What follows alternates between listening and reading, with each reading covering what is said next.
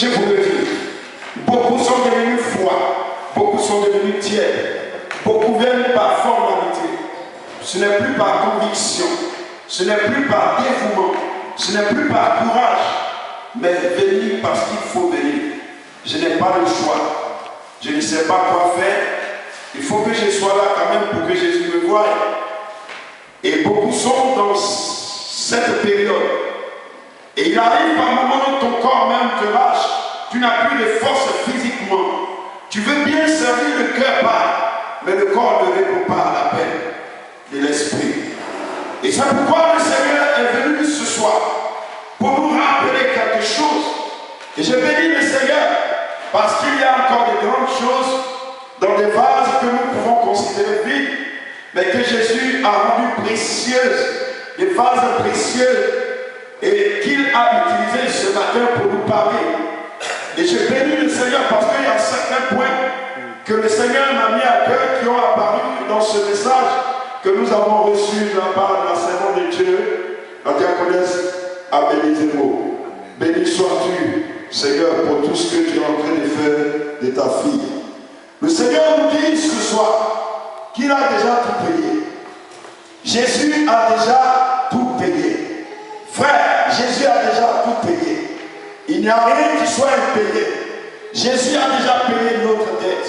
Jésus a déjà souffert pour nous. Jésus a déjà tout accompli. Mais que va-t-il se passer? Il arrive qu'il y a quelqu'un qu'on appelle l'anneau, un être de la société, un être faible, quelqu'un qui ne fait aucun mal à personne. Mais comment cet animal qui est le dernier, qu'on peut considérer le dernier de la société, faible, sans force, sans discussion, sans problème, l'âme est très faible. Mais ce que le monde physique oublie, le fait d'être calme, d'être doux, d'être simple, d'être humble, cela ne veut pas dire qu'on n'est pas fort. Or, le Seigneur nous dit, c'est notre faiblesse qui est sa force. Pour que nous soyons forts, il faut que nous soyons faibles. Pour que Dieu soit fort en nous. Et c'est quand Dieu s'élève que nous, qui étions faibles, nous pouvons crier Alléluia. Parce que tu ne fais aucun effort, mais tu vois des ennemis qui sont en train de tomber. Alors je me suis posé la question de savoir, l'amour, que caches-tu à ton sein? Pourquoi tu perds le temps à être admiré par le Seigneur Jésus-Christ? Pourquoi Jésus peut aller défendre la cause de l'anneau? Que représente l'anneau devant le Christ? Mais c'est qu'il y a quelque chose caché dans la vie de l'anneau. L'âme cache en lui quelque chose qu'admire le Seigneur Jésus. Jésus n'entre pas dans une vie tant qu'il ne trouve pas son identité, tant qu'il ne trouve pas pour son compte en toi. C'est quand Jésus trouve quelque chose d'important pour la gloire de Dieu, c'est là que Jésus entre dans la vie d'une personne. C'est là que Jésus défend la cause d'une personne. Mais l'âme était là. L'âme était abattue, l'âme était torturée, l'âme avait une corde au cou, l'âme était attachée au milieu du village, l'âme était destinée à mourir. Le monde commença à prédestiner sa mort. Tout le monde pouvait dire, la période arrive pour que telle ou telle personne décède. Tout le monde peut dire, la période arrive pour que telle ou telle personne échoue. Tout le monde peut dire, la période arrive pour que nous voyions telle personne pleurer. Elle a dit qu'elle n'a jamais pleuré, mais nous allons l'amener à pleurer. Et l'anneau était dans ce tortille où le monde était face à l'anneau. Et le monde dit à l'anneau, nous allons voir tes larmes couler. Toi tu dis que tu es toujours tranquille, toi tu dis que tu es calme, mais je vais te faire pousser à pleurer. Je vais t'amener à pleurer. Je vais t'amener à souffrir. Alors l'anneau était calme.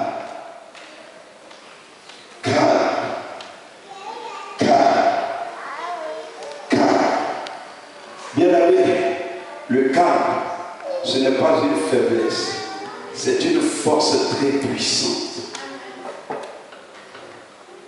Dieu pouvait dire à Moïse, pourquoi les gens sont ils sont troublés, ils crient, ils poussent des cris de détresse. paniques par-ci, par-là?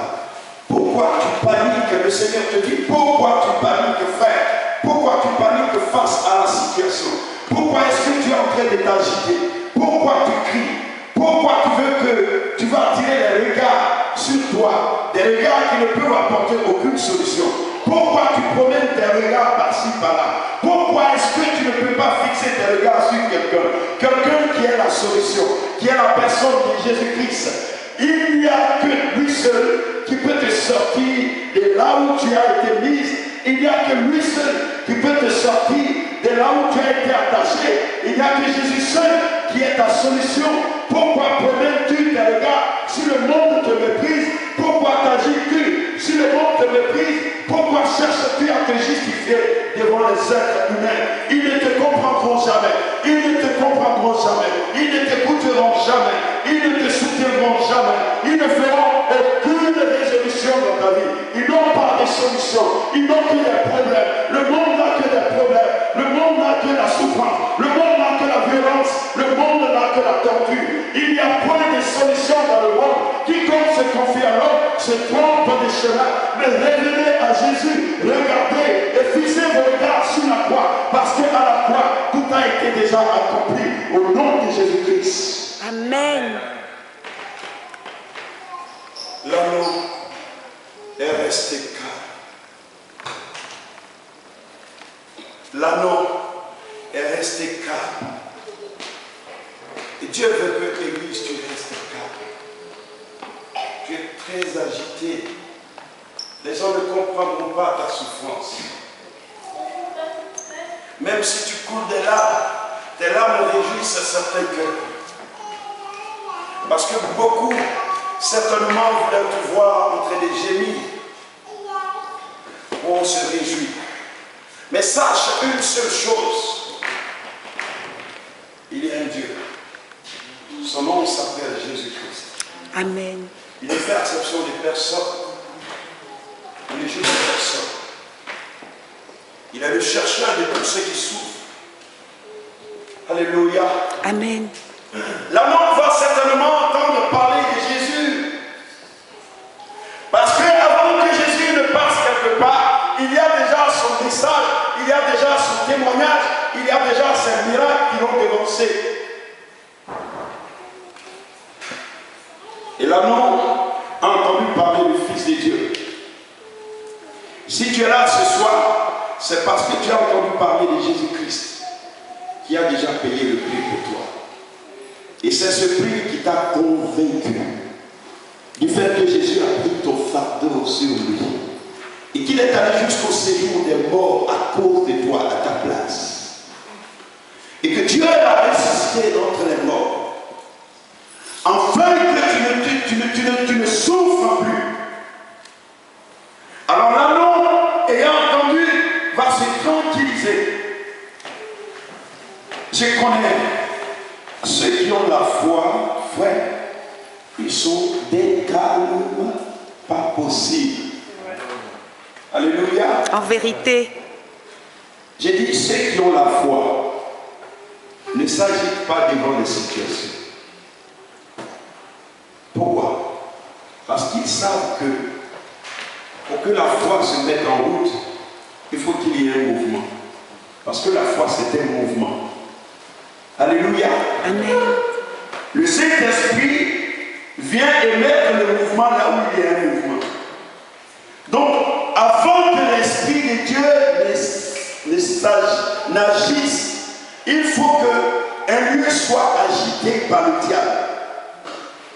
Parce que ce sont les mouvements qui vont se justifier. Un mouvement contre un autre mouvement. Alléluia.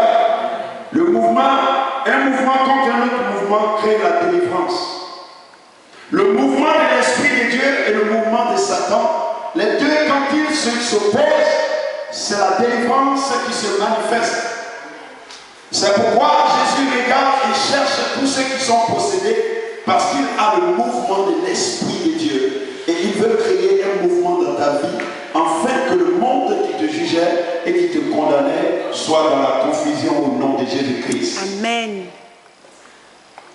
Lorsque nous prenons le livre de Luc chapitre 19, du verset 30 au verset 35. Nous allons commencer par le verset 28. Je lis la parole de Dieu. Après avoir ainsi parlé, Jésus marcha devant la foule pour monter à Jérusalem. Lorsqu'il approcha de Bethphagée et de Béthanie, vers la montagne appelée montagne des Oliviers, Jésus envoya 2 de ses disciples en disant: allez au village qui est en face. Quand vous y serez entrés, vous trouverez un anneau attaché sur lequel aucun homme ne s'est jamais assis. Détachez-le et amenez-le-moi. Si quelqu'un vous demande pourquoi le détachez-vous, vous lui répondrez: le Seigneur en a besoin. Alléluia. Le Seigneur en a besoin. Ceux qui étaient envoyés allaient et trouvaient les choses comme Jésus leur avait dit. Comme ils détachaient l'anneau, ses maîtres leur dit: pourquoi détachez-vous l'anneau? Il répondit: le Seigneur en a besoin. Jésus te dit: c'est le Seigneur Jésus qui m'envoie, simplement. Et je voudrais dire ce soir au diable, aux démons, à tout esprit de sorcellerie, d'occultisme et d'idolâtrie, de magie, des esprits des eaux, des esprits dans la profondeur de la terre, des esprits des airs, que c'est Jésus-Christ, le Maître, qui m'envoie. Amen. De parler à ses enfants et que son peuple soit libéré au nom de Jésus-Christ. Amen. Le diable, il connaît Jésus. Et le diable sait le mandat que Christ a mis en moi. Je viens au nom de Jésus-Christ et j'ordonne à tout esprit qui peut se mettre en mouvement contre les uns les autres dans l'Église.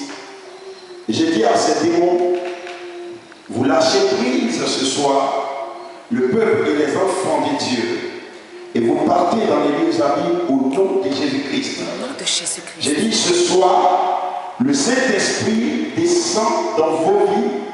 L'Esprit de Dieu vous apporte la liberté.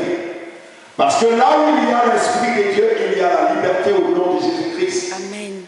Là où il y a l'Esprit de Dieu, il y a la vie au nom puissant de Jésus-Christ. Amen.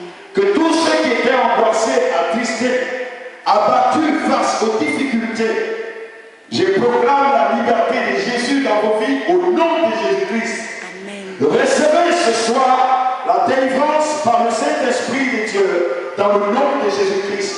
Que le Seigneur guérit tous les cœurs qui ont été brisés au nom de Jésus. Recevez la guérison de vos cœurs par le Saint-Esprit de Dieu dans le nom puissant de Jésus-Christ. Que tous ceux qui sont malades, abattus par la maladie, reçoivent la guérison par le Saint-Esprit de Dieu au nom de Jésus-Christ. Recevez la guérison maintenant dans le nom de Jésus-Christ. Que tous ceux qui sont possédés par un esprit quelconque venant de la famille, par des alliances ancestraux, je brise ces alliances par le sang de Jésus-Christ et je vous annonce la liberté du Fils de Dieu. Au nom de Jésus, soyez libérés. Au nom de Jésus, soyez libérés. Au nom de Jésus, soyez libérés. Au nom de Jésus, soyez libérés. Au nom de Jésus, soyez libérés. Sortez, sortez de toute prison. Au nom de Jésus-Christ, sortez, sortez de toute prison. Au nom de Jésus-Christ. Merci Seigneur. Amen. Chaque chose en son temps. Merci Seigneur. J'ai dit chaque chose en son temps. Merci Éternel. Il y a un temps pour toutes choses. Un temps bien aimé pour pleurer, mais un temps pour témoigner la gloire de Dieu. Alléluia. Il y a un temps pour toutes choses. Celui qui m'a donné la liberté répand sa grâce sur vous. Celui qui fait qu'aujourd'hui je peux parler et que je peux me réjouir devant son peuple et devant les démons.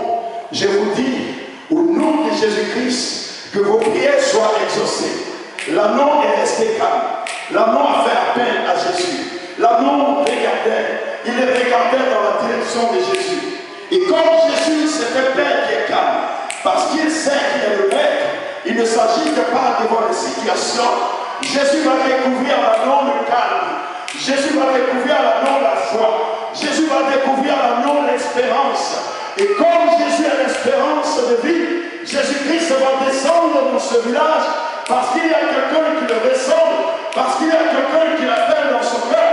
Et ici, ce matin, je crois qu'il y a quelqu'un parmi nous qui a sollicité la main de Jésus. Il y a quelqu'un parmi nous qui veut que le Seigneur lui parle. Mais le Seigneur te dit ce matin, il te parle pour que tu sortes de la tiédeur, pour que tu sortes du doute, pour que tu sortes de pleurs. Reçois le Saint-Esprit au nom de Jésus. Amen. Merci Seigneur. L'heure est arrivée où Dieu veut utiliser ses enfants. La mort était le choix de Jésus.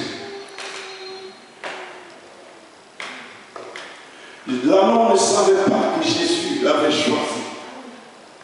Tout ce que l'amant attendait de Christ, c'est d'être délivré pour ne pas mourir. L'amant cherchait ses cours.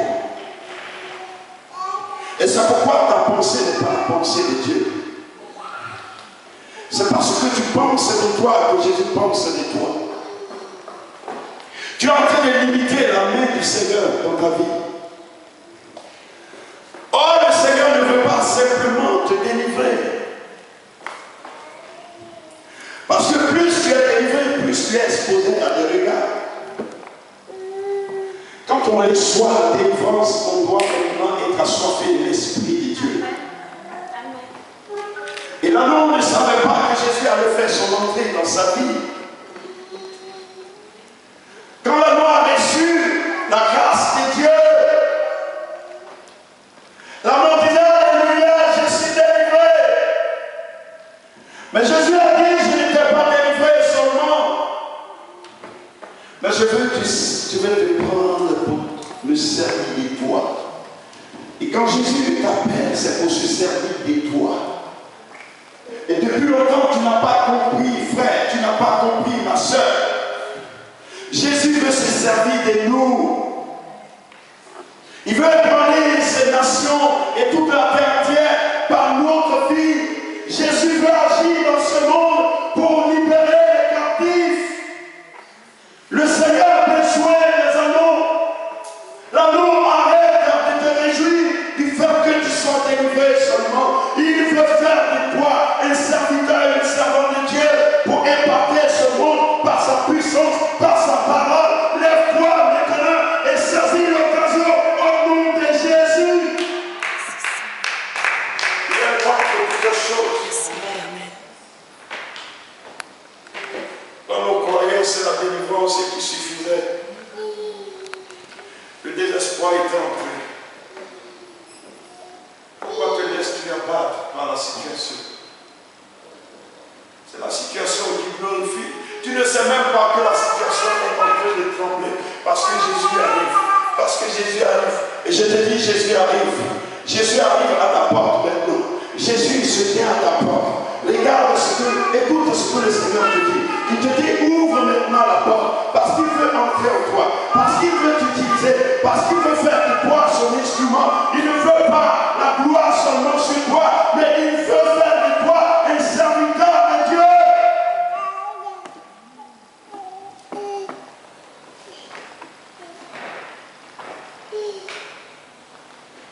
Tant que tu ne comprends pas, les choses se compliquent à cause de toi-même, ta limite que tu as tracée.